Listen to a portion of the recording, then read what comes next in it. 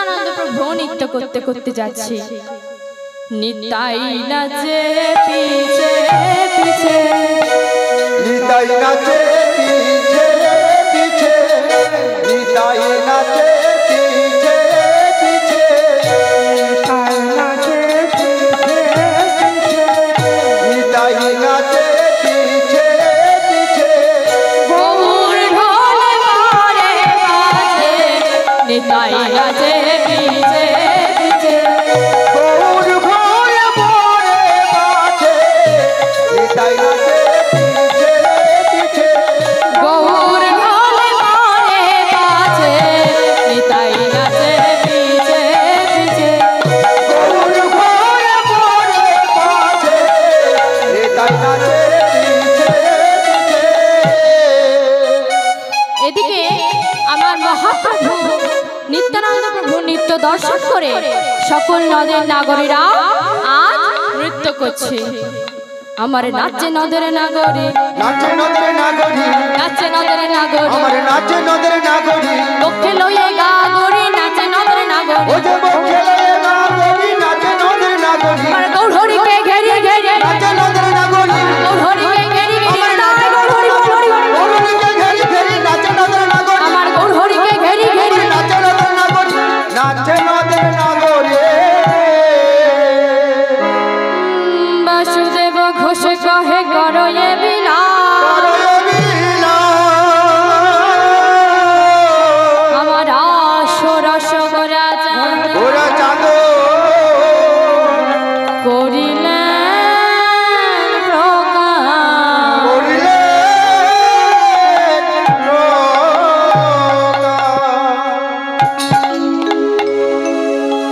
তো মায়েরা, আমরা এতক্ষণ নবদ্বীপ ধামে ছিলাম, এবার আমরা বৃন্দাবন ধাম দর্শন করতে যাব। কি মায়েরা, আপনারা সবাই যাবেন তো? তাই চলুন সবাই মিলে, কে কে যাবেন আমার সঙ্গে? জয় জয় নিতাই গৌর, হরি বল হরি বল হরি বল। চলুন আমরা সবাই মিলে বৃন্দাবনে যাই রাধা নাম গাইতে গাইতে। তুলে লে রাধে নাম, ও প্যারি প্যারি নাম, তুললে রাধনা,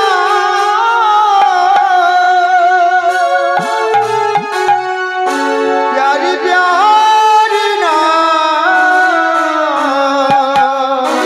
তুলে লে তুলে লে তুলে লে राधे नाम, मेरा जीवन बन जाएगा।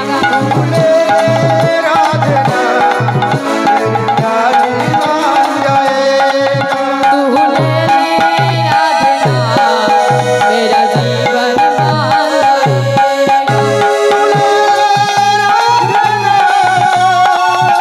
प्यारी प्यारी ना, तुलले राधना, प्यारी प्यारी ना, तुलले तुलले तुलले राधना, मेरे जीवन बन जाएगा। तुलले राधना, मेरा जीवन बन जाएगा।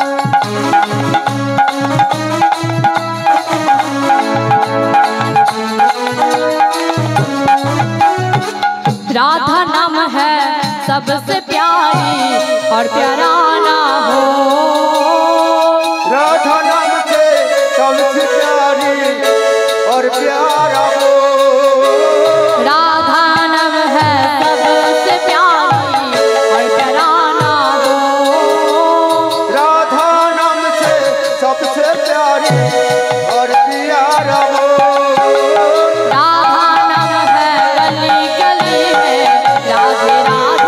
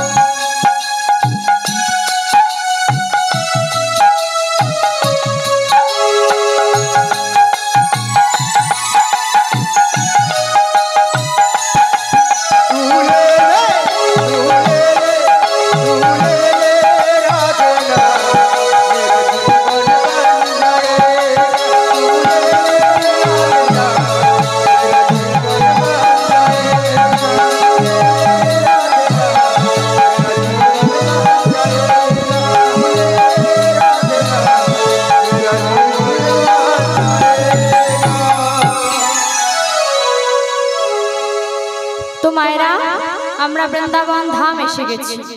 এই বৃন্দাবন ধামে এসে আমরা এই রাস একটু ব্যাখ্যা করে নিই। আজ মহাজন কবি 3টি স দিয়ে আজ 3টি রাস লিখলেন। একটি হচ্ছে রয়াকার তালবস্য রাস, একটি হচ্ছে রয়াকার পেটকাটা মধ্যনস্য রাস, আর আরেকটি হচ্ছে রয়াকার দন্তেশ্ব রাস। আজ মহাজন কবি রয়াকার তালবস্য যে রাস লিখেছিলেন এটি হচ্ছে রাশি রাশি, যেমন গমের রাশি, চালের রাশি, সরিষার রাশি। এই রাস হচ্ছে সেই রাস। আজ মহাজন কবি রয়াকার পেটকাটা মধ্যনস্য যে রাস লিখেছিলেন এটি হচ্ছে ঘোড়ার লাগাম। ঘোড়ার লাগামের অপর নাম হচ্ছে রাস। আর মহাজন কবি রয়াকার দন্তেশ্ব যে রাস লিখেছিলেন এটি হচ্ছে আমার শ্রীকৃষ্ণের সর্বোত্তম লীলা, শ্রী শ্রী রাস লীলা। একদিন হর পার্বতী এক আসনে বসে গল্প করছিলেন। এমন সময় আমার পার্বতী মা ভোলানাথকে বলছে, স্বামী আপনি সবসময় কার ধ্যানে মগ্ন থাকেন স্বামী? বলে, শোনো, আমি আমার পরম পুরুষ শ্রীকৃষ্ণের ধ্যানে মগ্ন থাকি। তো প্রভু, আমি শুনেছি তার অনেক লীলা আছে, ওই একটা লীলার কথা আমায় শোনাতে পারবেন? বেশ, বলো তুমি তার কোন লীলা আস্বাদন করতে চাও? বলে, প্রভু আমি ওই শ্রীকৃষ্ণের সর্বোত্তম লীলা শ্রী শ্রী রাস লীলা আস্বাদন করতে চাই। বলে, অসম্ভব, ওই রাস বহির জগতে প্রকাশ করার, তাই আমি তোমাকে ওই রাস শ্রবণ করাতে পারবো না। হ্যাঁ, এটাও ঠিক যে আমি জানি আর তুমি জানবে না, এটা তো হয় না। আমি তোমায় বলবো, এসো তুমি আমার কাছে এসে বসো। তাই এবার আজ আমার ভোলানাথ ওই রাস ব্যাখ্যা করে শোনাচ্ছে, আর পার্বতী মা আমার হু দিচ্ছে। খুব ভালো, আরো বলো, আরো বলো। এই বলতে বলতে পার্বতী মা আমার ভোলানাথের কোলে ঢলে পড়েছে। এদিকে অদূরে ছিল এক বটবৃক্ষ। সেই বটবৃক্ষের কোটরে ছিল এক সুখ পাখি। সেই সুখ পাখি সেই বটবৃক্ষ হতে রাস শ্রবণ করছিল। এমন সময় যেই না দেখেছে যে মায়ের হু দেয়া বন্ধ হয়ে গেছে, অমনি ওই পার্বতী মায়ের কণ্ঠস্বর নকল করে দিচ্ছে। খুব ভালো, আরো বলো, আরো বলো। এই বলতে বলতে ভোলানাথের রাস যেই না ব্যাখ্যা করা হয়ে গেছে, অমনি পার্বতীকে বলছে, পার্বতী তুমি এতক্ষণ ঘুমিয়েছিলে, তাহলে এই রাস কে শ্রবণ করলো? বলে, প্রভু আমি ওই গোপীদের বস্ত্র হরণ লীলা অবধি শুনে না ঘুমিয়ে পড়েছিলাম। তাহলে এতক্ষণ ধরে রাস কে শ্রবণ করছিল? তাই এবার ভোলানাথ আমার ধ্যান চোখে দেখলেন এক সুখ পাখি চাতুরি করে এই রাস শ্রবণ করেছে। তাই ত্রিশূলকে আদেশ দিল, ত্রিশূল তুমি যাও, এক্ষুনি গিয়ে ওই সুখ পাখির মস্তক ছেদন করো।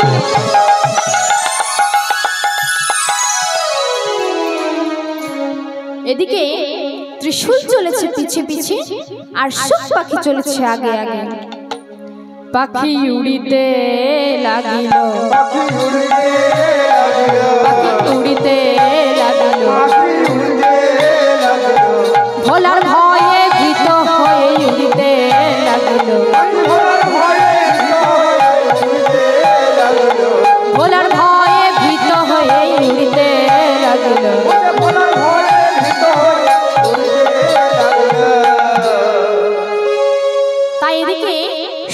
পাখি স্বর্গ মর্ত পাতাল ত্রিভুবন ঘুরেও কোথাও থাকার জায়গা পেল না। এদিকে মা ব্যাসদেবের পত্নী দেবরুচি উঠানের মধ্যে চুল ঝাড়ছিলেন। দেখবেন মা, আমরা যখন চুল ঝাড়ি আমাদের মুখটা হা হয়ে যায়। এখানে দেবরুচির ক্ষেত্রেও ঠিক তাই হয়েছে, মুখটা হা হয়ে গেছে। তাই আজ আমার সুখ পাখি বলছে যে এখানে আমাকে প্রবেশ করতে হবে। তাই সেই সুখ পাখি নিজের দেহটাকে ত্যাগ করে তার সূক্ষ্ম আত্মাটা চলে গেল দেবরুচির গর্ভে। 16 বছর মতান্তরে 18 বছর মাতৃগর্ভে অবস্থান করছেন শুকদেব গোস্বামী। তাই এদিকে সেই ব্যাসদেব বলছে, পুত্র এবার তুমি ভূমিষ্ঠ হও, না হলে যে তুমি মাতৃ হত্যার পাপে লিপ্ত হবে। বলে, পিতা আমি যদি আজ ওই মায়ার জগতে যাই তাহলে সব সুমধুর কৃষ্ণ কথা আমি ভুলে যাব। বলে, বেশ শোনো, আমি ওই রাস কিছুক্ষণের জন্য হরণ করতে পারি। এই মায়াকে আমি কিছুক্ষণের জন্য হরণ করতে পারি। সেই সময়টুকু কতটুকু না, একটা গরুর সিংহের ওপর যখন একটা সরিষা দানা রাখা হয়, সেই সরিষা দানাটা যতক্ষণ ওই সিংহের উপর থাকবে ততক্ষণের মধ্যে তোমায় ভূমিষ্ঠ। তাই এবার সেই সুখদেব বলছে, বেশ পিতা তাই হবে। তাই এবার শুকদেব গোস্বামী ভূমিষ্ঠ হলেন। তাহলে মা বলার লোক হয়ে গেল, শুনবে কে? আর এদিকে তখন আমার সেই শুকদেব গোস্বামী ভূমিষ্ঠ হয়ে চলেছে পুকুর পাড় দিয়ে হাঁটতে হাঁটতে। আর এদিকে তখন তার পিতা ব্যাসদেব তার বসনগুলো নিয়ে চলেছে ছুটতে ছুটতে। এদিকে তখন কিছু রমণী সেই পুকুরের মধ্যে স্নান করছিলেন। এমন সময় সেই শুকদেবকে দেখে লজ্জা নিবারণ করলেন না। কেন না, সে কখনো নারী সঙ্গ করেনি। এদিকে যখন সেই ব্যাসদেবকে দেখেছে তখন তারা সবাই মিলে লজ্জা নিবারণ করেছে, কারণ সে ওই নারী সঙ্গ করেছিল বলে। তাই আজ আমার বলার লোক হয়ে গেল। তাহলে শুনবে কে? না, রাজা পরীক্ষিত। রাজা পরীক্ষিত একদিন মৃগয়া করতে গিয়েছিলেন। এমন সময় সে তৃষ্ণার্ত হয়ে পড়েছে। তাই শ্রমিক মুনির কাছে যে বলছে, শ্রমিক মুনি আমার একটু জল প্রার্থনা, আমি একটু জল তেষ্টা পেয়েছি, আমি একটু জল খাবো। মণিবর আমায় একটু জল দান করুন মণিবর। তখন সেই মণিবর তো ধ্যানস্থ, তাই তার কথা কর্ণে শ্রবণ হলো না। তার কথা শ্রবণ হয়নি। তাই সে ক্রোধান্বিত হয়ে সেই রাজা পরীক্ষিত দেখতে পেলেন অদূরে এক পড়ে আছে মৃত সর্প। তাই সেই মৃত সর্পটাকে কুড়িয়ে এনে ধনুকে ছিলাই করে সেই মণিবরের গলায় মালা করে ওই শ্রমিক মুনির পুত্র শৃঙ্গী মুনি অদূরে খেলা করছিল। এমন সময় ওই শৃঙ্গী মুনির এক মিত্র সখা সে গিয়ে শৃঙ্গী মুনিকে বলছে, শৃঙ্গী তুই তাড়াতাড়ি দেখবি চল, তোর পিতার গলায় যেন কে মৃত সর্প ঝুলিয়ে দিয়েছে। তাই শৃঙ্গী মুনি আমার ছুটতে ছুটতে চলেছে। সে দেখতে পেয়েছে, হ্যাঁ সত্যি তো আমার পিতার গলায় যেন কে মৃত সর্প ঝুলিয়ে দিয়েছে। তাই এক মণ্ডল জল হাতে নিয়ে বলছে, যে আমার পিতার গলায় মৃত সর্প ঝুলিয়েছ সে 7 দিবসের মধ্যে তার তক্ষক দংশনে মৃত্যু হবে।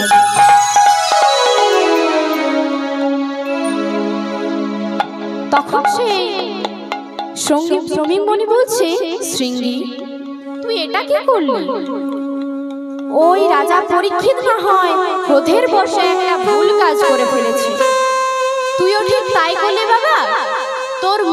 যখন অভিশাপটা বেরিয়ে গেছে, তুই তো আর ফেরাতে পারবি না।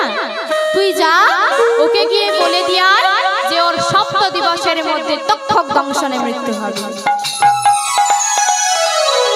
এদিকে আমার সেই শৃঙ্গিমণি ছুটতে ছুটতে চলেছে সেই রাজা পরীক্ষিতের কাছে। রাজা মশাই, রাজা মশাই, আরে ও রাজা মশাই, এইভাবে ডাকতে ডাকতে চলেছে। এমন সময় সেই রাজা পরীক্ষিত বলছে, বলো তুমি কি বলবে? বলে, শোনো, আমি একটা ক্রোধের বশে ভুল কাজ করে ফেলেছি। না কি করেছো?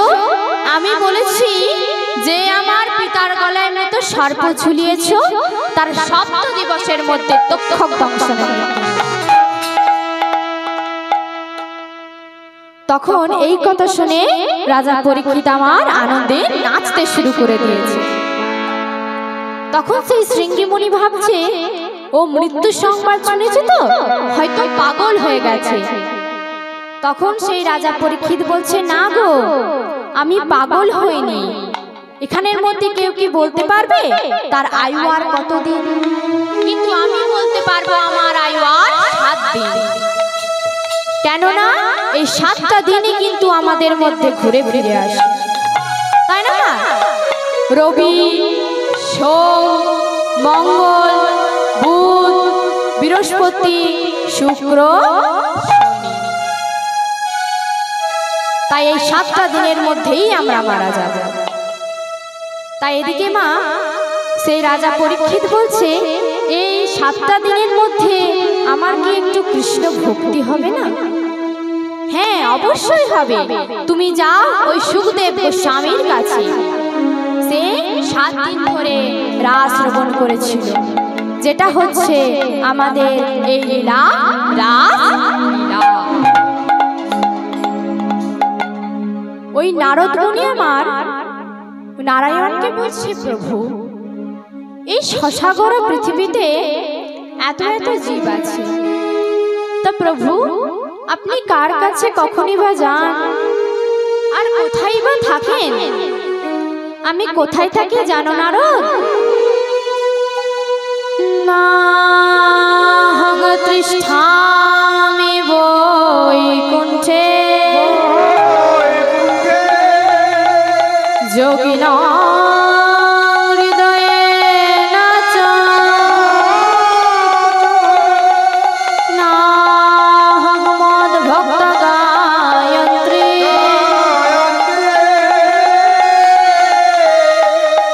তত্ত্ব স্বামী নারদ।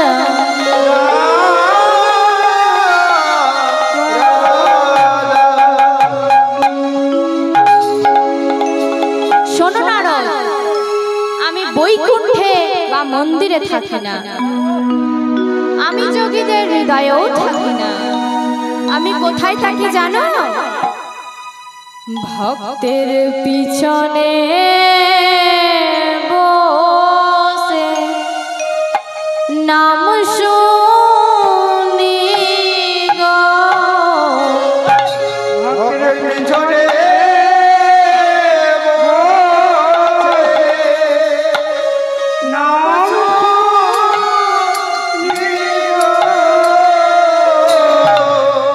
পিছনে বসে নাম শুনি গো,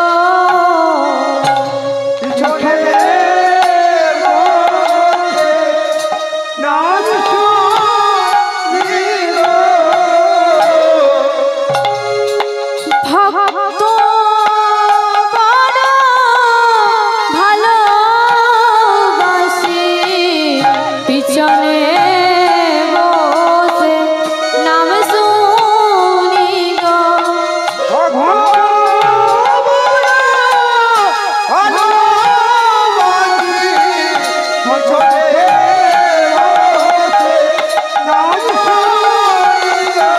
ভক্ত বড় ভালোবাসি, পিছনে বসে নাম শুনি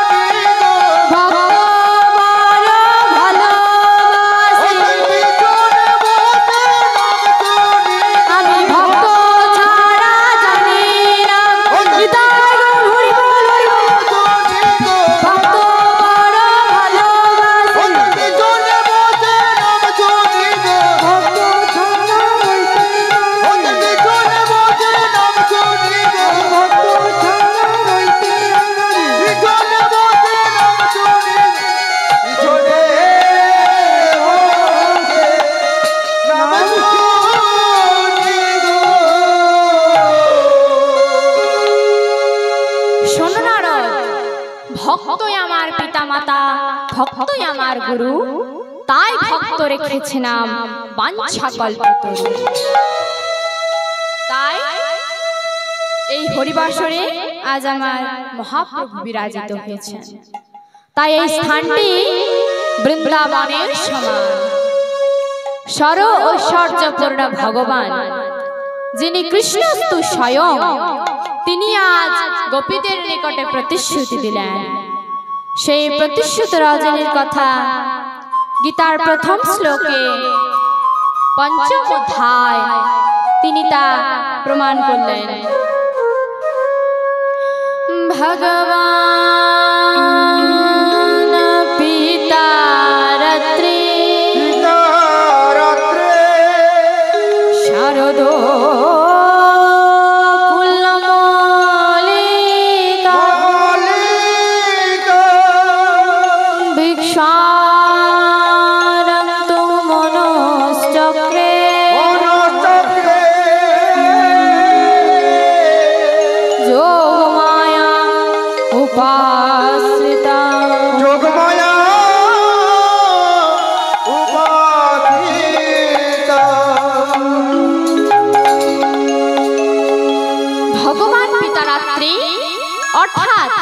প্রতিশ্রুত রজনী গোপীদের নিকটে যে প্রতিশ্রুতি দিয়েছিলেন, সেই প্রতিশ্রুত রজনীর কথা আজ মনে পড়েছে। তাই যোগমায়াকে স্মরণ করে একটি মধুর লীলায় ব্রতী হলেন, অর্থাৎ রাসলীলায় ব্রতী হলেন। কোন মহান ব্যক্তি কোন দিন প্রতিশ্রুতি দিয়েছিল জানেন? না, ওই ব্রহ্মার যজ্ঞে, যেদিন ওই ব্রহ্ম একটি যজ্ঞ করেছিলেন। সেই যজ্ঞে বৃহস্পতিকে ডেকে বলছে, বৃহস্পতি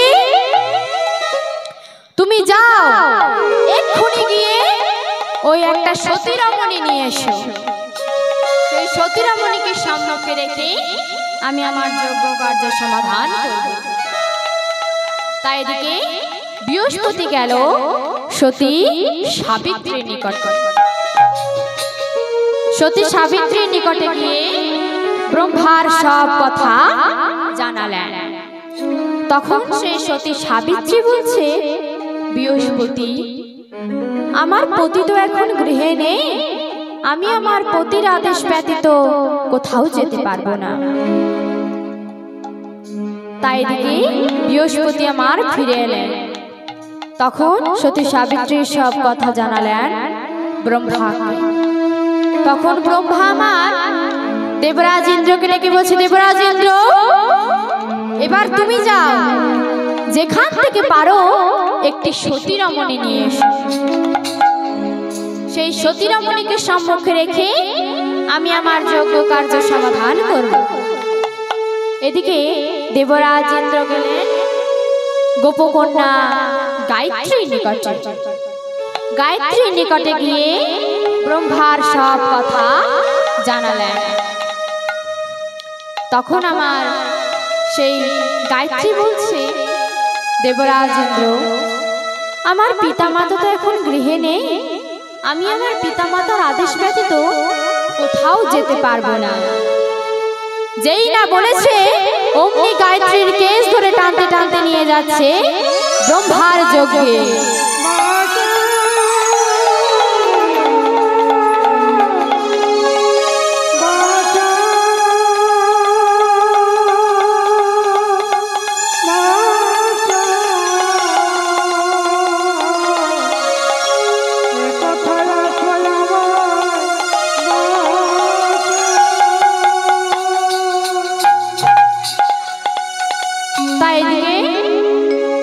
গোপবৃন্দরা সকলে চলেছে পশ্চাতে পশ্চাতে।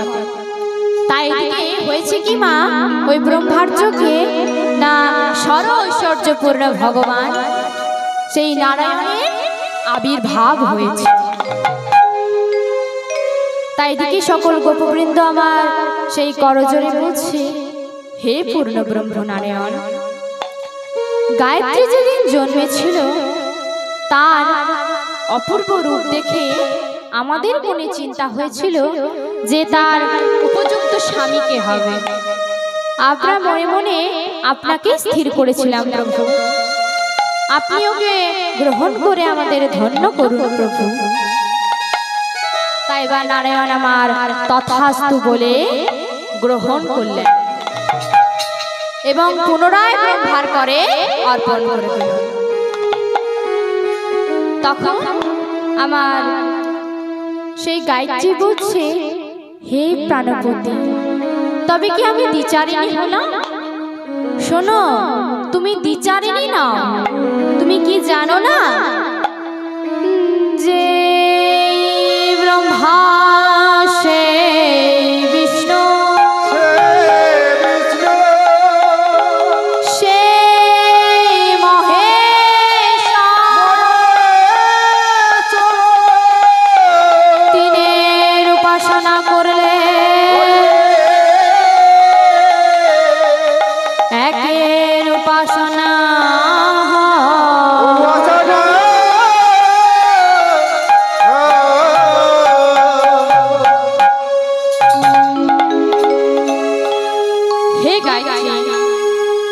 তোমার মনোবাঞ্ছা আমি পূর্ণ করব। আগত দাপর যুগে আমি নন্দের নন্দন হয়ে জন্ম নেব বৃন্দাবন, আর বৃন্দাবনে তোমরা গোপকুলে গোপী হয়ে জন্ম নেবে। রাস পূর্ণিমার দিন তোমাদের সাথে রাস পালন করে তোমাদের ইচ্ছা আমি পূর্ণ করব। এটি হচ্ছে ভগবানের প্রথম প্রতিশ্রুতি। আর দ্বিতীয় প্রতিশ্রুতি দিয়েছিলেন ওই সত্যযুগে দেবকন্যা, মুনি কন্যা, নাগ কন্যার নিকটে। সত্যের পরে ত্রেতা যুগে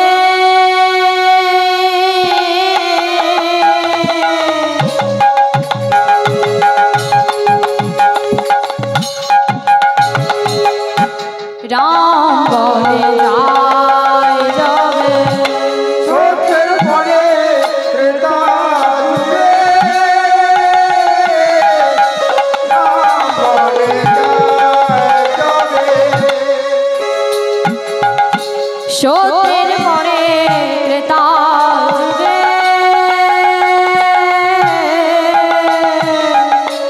রাম বলে যায় যাবে। সত্যের পরে ত্রেতা যুগে রাম বলে যায় যাবে। পিতৃ সত্য করিতেন পালন, সত্য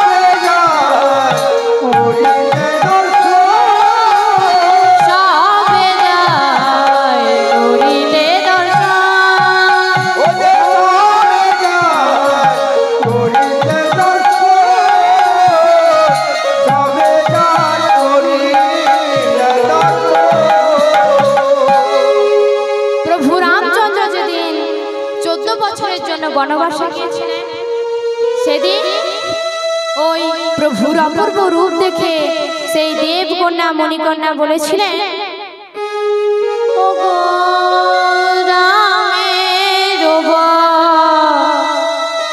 বদন হেরি সবার নয়ন